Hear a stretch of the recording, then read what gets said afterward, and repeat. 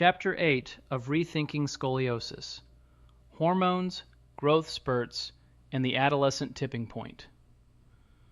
When a child steps into puberty, their body turns on a powerful set of chemical switches that make bones grow fast, muscles thicken, and voices change. Yet those same switches can also tip a developing spine toward scoliosis if the signals get even slightly out of sync. And that is why this chapter zooms in on hormones, the secret messengers that ride through the blood, telling every tissue when to stretch, harden, or rest. During early adolescence, growth plates at the ends of vertebrae act like soft clay. They lengthen in rapid bursts, then firm up into solid bone, and their timing is guided by a careful dance of progesterone, estradiol, growth hormone, thyroid hormone, cortisol, and vitamin D. In a perfect balance, progesterone and estradiol, two key sex hormones, work together like co-pilots. Estradiol speeds bone builders called osteoblasts, while progesterone firms collagen and checks that growth does not run too wild.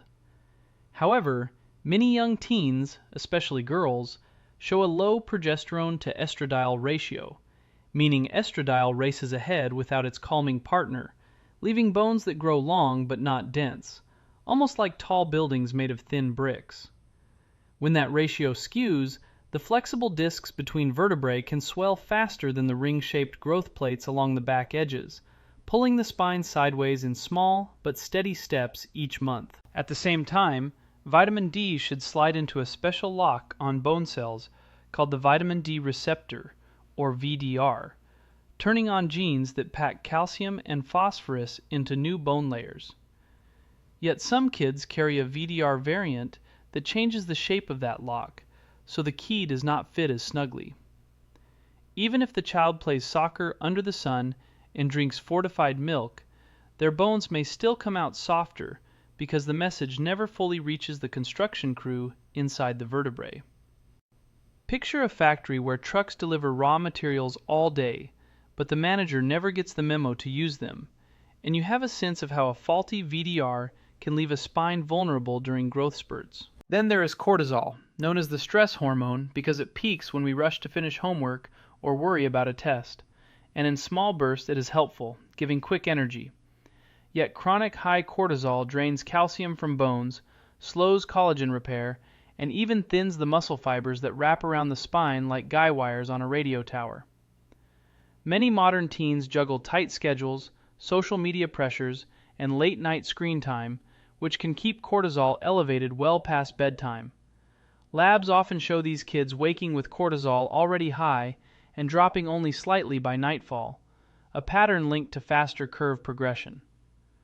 Put these three issues together: unbalanced sex hormones, a sluggish vitamin D pathway, and a runaway stress response, and the spine arrives at what experts call an adolescent tipping point, where every added inch of height carries a risk of added degrees of curvature unless supportive steps begin right away. Tracking these hormones is easier than ever. A simple saliva test can measure progesterone and estradiol over a single day, showing peaks and valleys that reveal whether the ratio stays healthy. A fingerprick vitamin D blood spot mailed to a lab reports not just total vitamin D, but also how well it activates target genes. And a 4-point cortisol test, taken at breakfast, lunch, dinner, and bedtime, draws a curve on a graph that tells if the stress system is cooling down when it should. With these numbers, doctors build a personalized game plan. If progesterone sits too low, seed-based snacks like pumpkin and sunflower seeds, which carry natural plant sterols, can nudge production upward. And in some cases, a doctor may prescribe a gentle, micronized progesterone cream applied before bed to mirror the body's own rhythm. If estradiol runs hot, a high-fiber dinner featuring broccoli, cauliflower, or flax can speed the clearing of extra estrogen through the gut, keeping levels in check without harsh drugs. For vitamin D issues, daily drops of vitamin D3 paired with vitamin K2 act like a two-part package. D3 boosts blood levels, while K2 directs calcium into bone instead of soft tissues. Kids with tough VDR variants may need higher D3 dosing or extra magnesium, because magnesium helps convert vitamin D into its active form.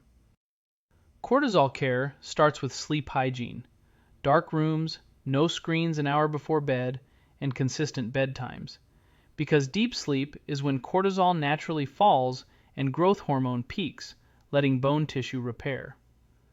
Morning light therapy, where teens eat breakfast near a bright window or use a light box, pulls cortisol into an earlier, sharper peak so it can drop sooner, freeing the evening for calm. Supplements like phosphatidylserine or L-theanine may soften late-day cortisol spikes, and breathing drills practiced for 5 minutes after school can train the nervous system to switch from fight or flight to rest and digest. All these actions work best when timed with the child's unique growth pattern. A 12-year-old early bloomer might need progesterone support right away, while a 14-year-old late bloomer may focus more on vitamin D and cortisol until menstruation stabilizes. The case study of Jasmine, who entered 6th grade with a mild 14-degree curve, and by 7th grade shot up 3 inches, her Cobb angle jumping to 25 degrees. Lab tests showed low progesterone relative to estradiol, low vitamin D, and a flat cortisol curve that never dipped at night. Her care team started a whole food breakfast, rich in protein and healthy fats, to anchor blood sugar, which tames cortisol, gave her a D3 K2 gummy at lunch, set a rule of no screens after 9 p.m., and added a tiny dose of evening progesterone cream. They paired these changes with S-curve side planks and resistance band exercises 3 times a week. 6 months later, Jasmine grew another inch, but her curve held at 25 degrees, and her new labs showed cortisol dropping nicely at night and progesterone catching up to estradiol. Her story underlines why lab-guided hormonal support beats blind guessing. We also need to tackle some myths. Some parents fear progesterone creams will speed puberty or cause weight gain, yet the doses used for balance are much lower than those in birth control pills and simply restore what the body already makes. Others think vitamin D comes only from the sun, ignoring that at northern latitudes winter UVB is too weak, and skin tone or sunscreen blocks much of what teens need, so supplementation is often critical. For cortisol, popular energy drinks can secretly push adrenal glands to overproduce, so the chapter offers tasty swap-outs like fruit-infused water and outlines how regular mealtimes stabilize cortisol curves. Bone-building nutrition rounds out the plan. Calcium from yogurt or fortified almond milk, magnesium from dark leafy greens, and zinc from beans or lean beef feed the mineral matrix inside each vertebra, and vitamin C from berries cross-links collagen, making bone tough yet flexible. Timing matters too. Calcium taken at dinner pairs with nighttime growth hormone pulses, while magnesium at bedtime eases muscles. Physical activity acts as a natural hormone balancer. Weight-bearing sports like volleyball send strong signals through feet and legs to hip and spine bones, telling osteoblasts to add layers of mineral, while yoga flows and Tai Chi lower cortisol and train core stability without jarring the joints. I encourage families to create a hormone-friendly routine, a weekly schedule that blends after-school sports, evening stretches, balanced meals, and wind-down rituals like reading or journaling. Coaches and teachers play a role by spotting signs of hormonal stress, such as chronic fatigue or frequent mood swings, and guiding students toward help rather than punishment. Remember, hormones do not act in isolation. They talk to genes that set their receptors, to neurotransmitters that shape mood and movement, and to nutrients that supply building blocks. A low progesterone to estradiol ratio can worsen serotonin dips, making a teen feel anxious, which in turn raises cortisol, a loop that can spiral unless each layer is addressed. That is why a full adolescent lab panel might include vitamin D, progesterone, estradiol, cortisol, insulin-like growth factor 1, IGF-1, and even thyroid hormones, because the thyroid controls the pace of energy inside cells, and a sluggish thyroid can slow bone turnover, while a hyperactive one can speed up loss. Parents learn to keep a growth and health diary, marking height, sleep hours, mood notes, and any back pain or fatigue, then bringing this diary to each checkup so patterns jump off the page. When hormones stay balanced, the adolescent tipping point becomes a steady bridge rather than a slippery cliff. Growth plates close strong, vertebrae harden evenly, discs stay resilient, and muscles coordinate to keep the spinal column upright. With lab-guided support, puberty can fuel a smooth ascent instead of a sharp downward curve.